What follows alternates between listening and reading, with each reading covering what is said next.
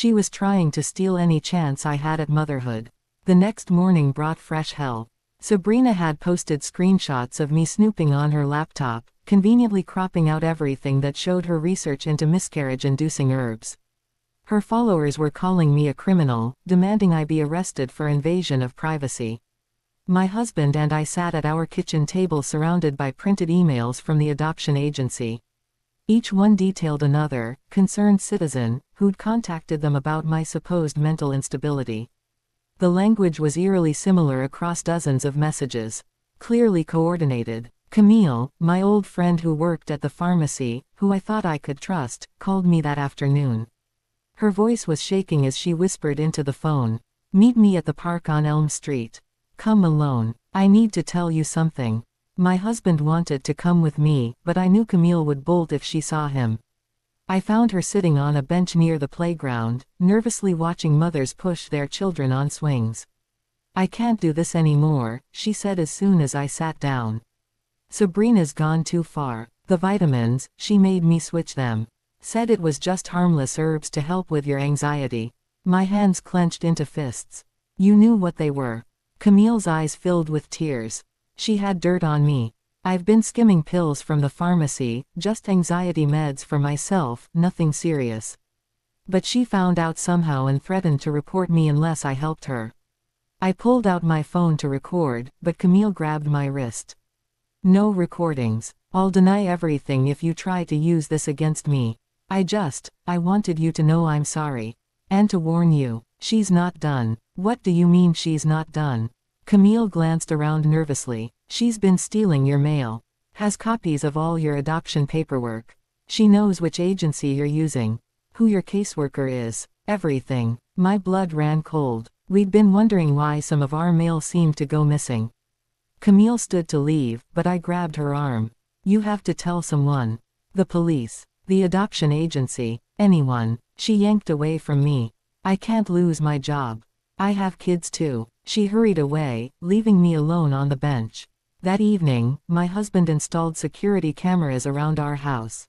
We changed all our locks and had our mail forwarded to a post office box. It felt like we were preparing for war.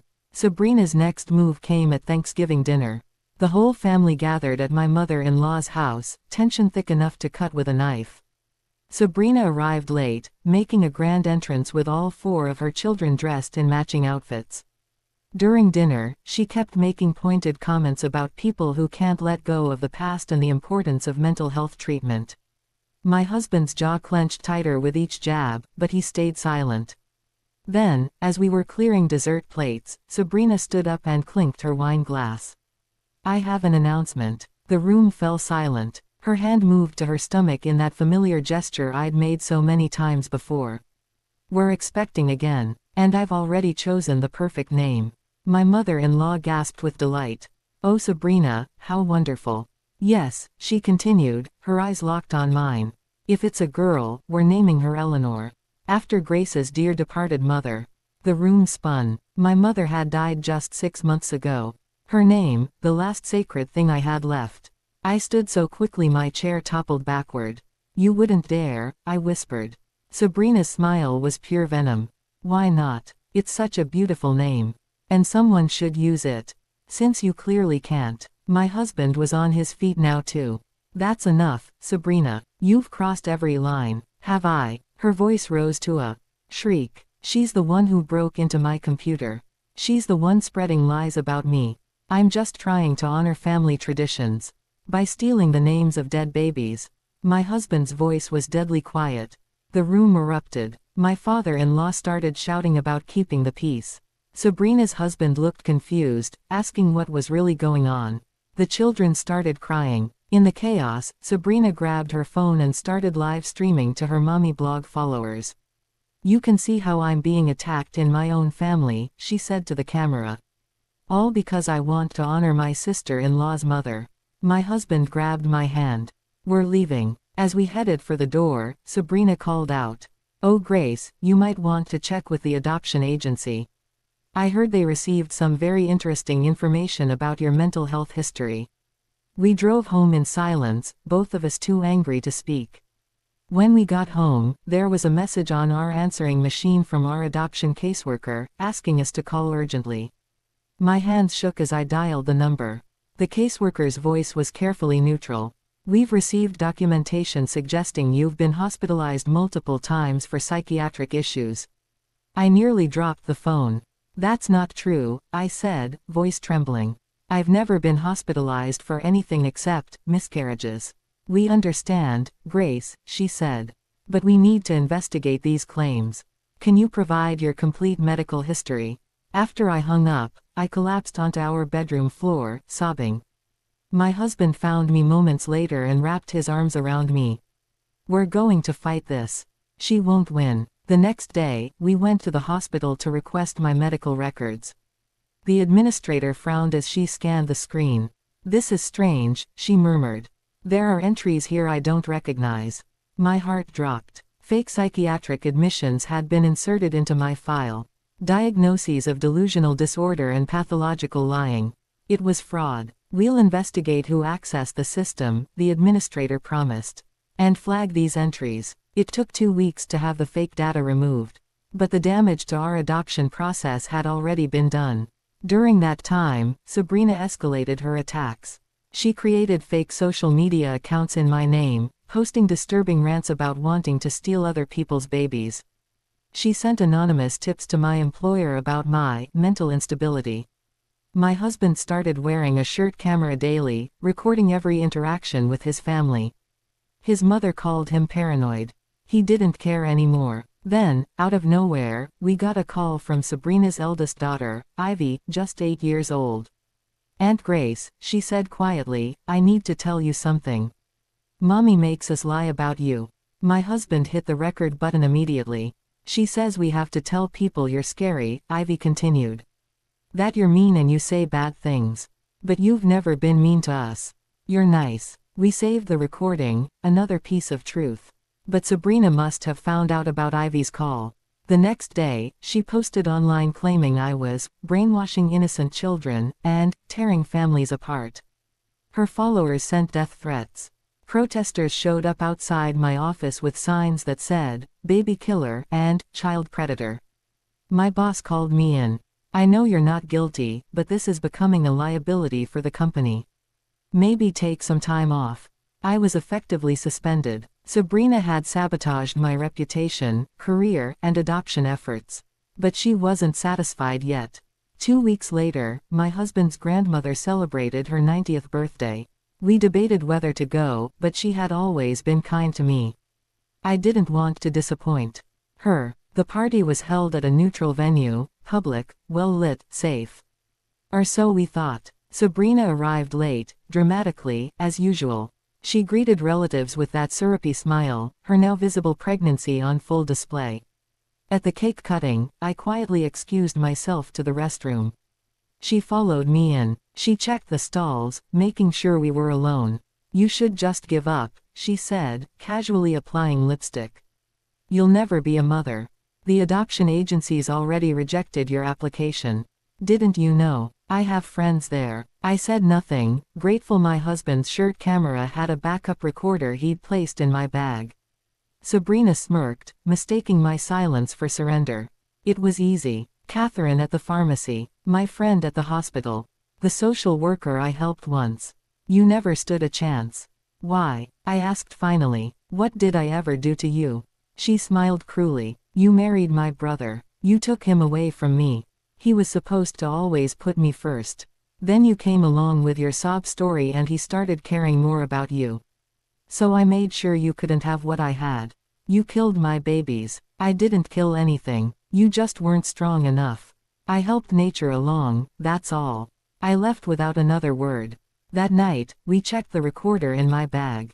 Dead battery. Sabrina had done something, I didn't know how, but once again, we had nothing concrete. But then came a call from Sabrina's husband. "We need to meet." Alone. We assumed he was going to defend her.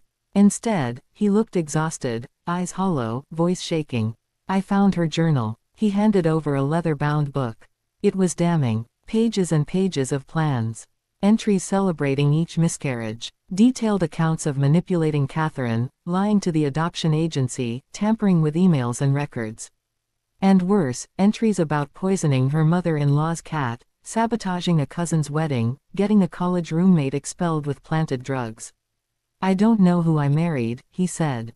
"I'm filing for divorce. If you need testimony, I'll give it." We copied every page. Finally, we had evidence. But Sabrina struck first. The next morning, police showed up with a warrant. Someone had reported us for dealing drugs. Officers tore apart our house in front of curious neighbors. They found nothing. After they left, we found a note on our doorstep. Sabrina's handwriting. "Stop now, or next time they'll find something." That night, we knew what we had to do. We called a family meeting. At my mother-in-law's house, Sabrina showed up smug, expecting a surrender. Instead, my husband connected his laptop to the TV and started the slideshow. Scanned journal entries, photos of her fake emails, Catherine's confession, Ivy's testimony, videos of Sabrina's rants. As each item appeared, Sabrina's face shifted, from smug, to pale, to wild-eyed. "This is all fake," she screamed. "They're framing me. They're jealous." Her husband stood up. "It's true. I've seen the journal. Sabrina, you need help." The family began to speak up. Dozens of small betrayals and strange incidents suddenly made sense. Then she snapped. She grabbed a vase and hurled it at the wall, glass shattering. "You all want to destroy me," she screamed, pointing at me. "You barren witch. You'll never have what I have, never." "Mom, stop," Ivy cried, trembling. "You're scaring us." Sabrina lunged at me. Her husband and mine had to pull her off. She clawed at my arm. "I should have used something stronger in those vitamins," she shrieked. "I should have made sure you couldn't even try again." Silence. Even she seemed to realize what she'd just confessed. My father-in-law stood. "Get out. Don't ever come back." She looked around the room, at her husband, her children, her family. All of them stared back in horror. "Fine," she spat, "but I'm taking my kids." "No," her husband said. "You're not." All 4 children ran to him, even the baby in Ivy's arms. She walked out alone. My mother-in-law took my hand, crying. "I'm so sorry. I should have believed you. All those babies, I'm so sorry." The aftermath of Sabrina's breakdown was swift and irreversible. Her husband filed for divorce, citing emotional abuse, child endangerment, and mental instability. He secured full custody of the children through an emergency court order. The restraining order was extended indefinitely. The journal was entered into evidence, and the district attorney opened a criminal investigation. Sabrina was charged with attempted poisoning, harassment, falsifying medical records, and multiple counts of defamation. Catherine, the pharmacist, accepted a plea deal in exchange for full cooperation. Her testimony, along with the texts and voice recordings, sealed the prosecution's case.